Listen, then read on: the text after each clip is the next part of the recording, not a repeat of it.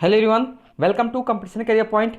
आज हम लोग ज्योति कहानी से संबंधित महत्वपूर्ण प्रश्नोत्तर को देखने वाले हैं जो मानसरोवर भाग 1 में संकलित है। ज्योति कहानी प्रेमचंद द्वारा रचित है। अगर आप झारखंड पीटी हिंदी का प्रिपरेशन कर रहे हैं, तैयारी कर रहे हैं, अगर कोई कंटेंट का पीडीएफ चाहिए, इस व्हाट्सएप नंबर पर कॉन्टेक्ट किए 7004501486 पर आप कांटेक्ट कर सकते हैं। ये जो पीडीएफ होगा पेड पीडीएफ होगा, या आप डिस्क्रिप्शन बॉक्स जब ओपन कीजिएगा तो वहां पर सारे लिस्ट बताए हुए हैं क्या क्या कंटेंट मिलेंगे। ओके, शुरुआत करते हैं हम लोग। ज्योति कहानी की पात्र बूटी का विधवा हो जाने के बाद स्वभाव कैसा हो गया था? कटु हो गया था। नेक्स्ट प्रश्न जो है, अम्मा ईश्वर के लिए चुप रहो, क्यों अपना पानी आप खो रही हो? ज्योति कहानी के आधार पर बताइए कि यह कथन किस पात्र का है? तो मोहन का है।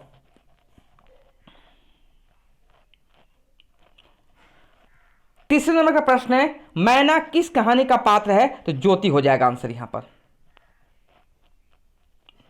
नेक्स्ट प्रश्न है, शौक श्रृंगार की भी उम्मीद होती है, यह कथन किस कहानी से ली गई है? तो ज्योति कहानी से ली गई है। नेक्स्ट प्रश्न जो है, तो 2 पैसे दे दो भैया तो मेरी गुड़िया का ब्याह धूमधाम से हो जाए, यह कथन किस कहानी से ली गई है? ज्योति कहानी से ली गई है। नेक्स्ट प्रश्न है, ज्योति कहानी के लेखक कौन है? मुंशी प्रेमचंद।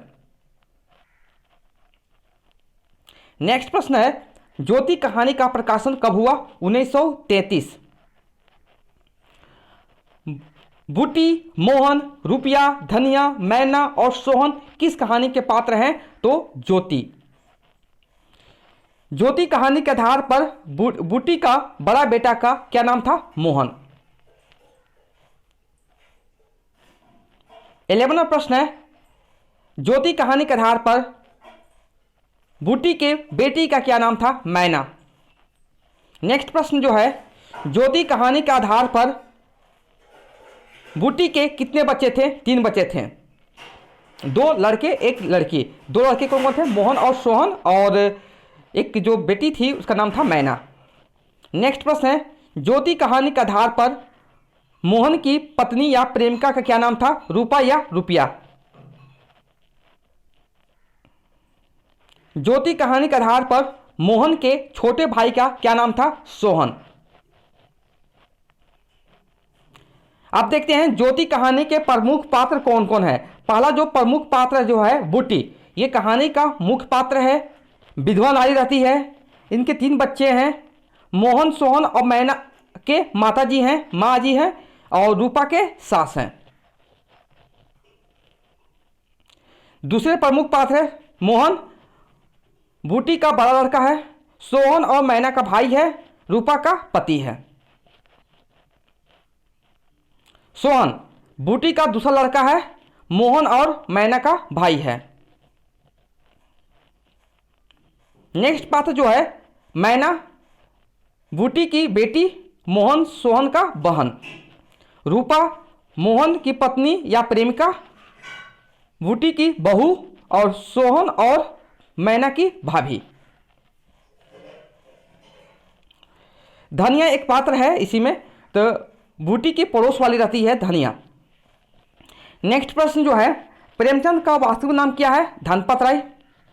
नेक्स्ट प्रश्न है, प्रेमचंद का जन्म कब और कहां हुआ था?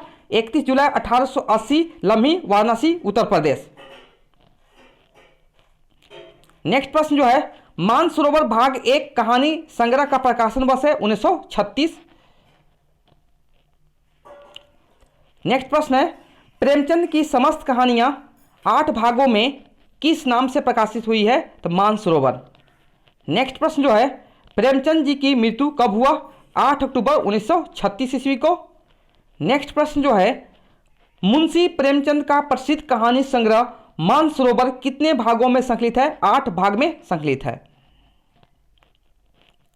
22, मानसरोवर भाग 1 में कितनी कहानियां हैं? 27 कहानियां हैं। नेक्स्ट प्रश्न है, प्रेमचंद जी को क्या कहा जाता था? कथा एवं उपन्यास सम्राट।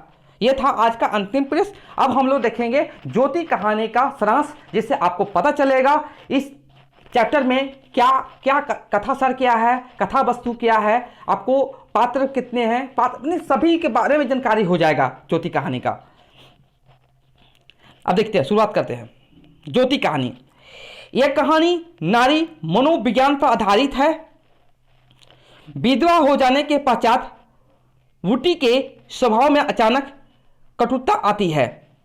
वह अपने मृत पति को कोसती है, आप तो सिधार गए, मेरे लिए यह सारा जंजाल छोड़ गए।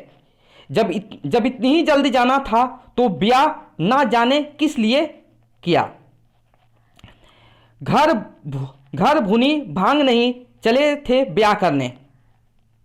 वह चाहती तो दूसरा विवाह कर सकती थी, लेकिन उसे पतिव्रता कराने का मोह था। वह अपना सारा क्रोध 16 वर्ष के बड़े लड़के मोहन पर उतारती है। उसका दूसरा बेटा सोहन और लड़की मैना अभी छोटे हैं। मोहन घर की सारी जिम्मेदारी उठाने की कोशिश करता है। मोहन रूपा नाम की लड़की से चोरी छिपे मिलता है। बूटी को रूपा पसंद नहीं है। वह कहती है कि यदि तू रुपया से मिलेगा तो मैं अपना प्राण दे दूंगी। उसे इस बात का क्रोध था कि रुपया हमेशा साज श्रृंगार करती है, जबकि कोई और काम नहीं करती। फिर भी मोहन माँ के हिस्से का काम करके उसके हृदय फिर भी मोहन जो है माँ का हिस्से का काम करके उसका हृदय जीतने में आंशिक सफलता प्राप्त करता है।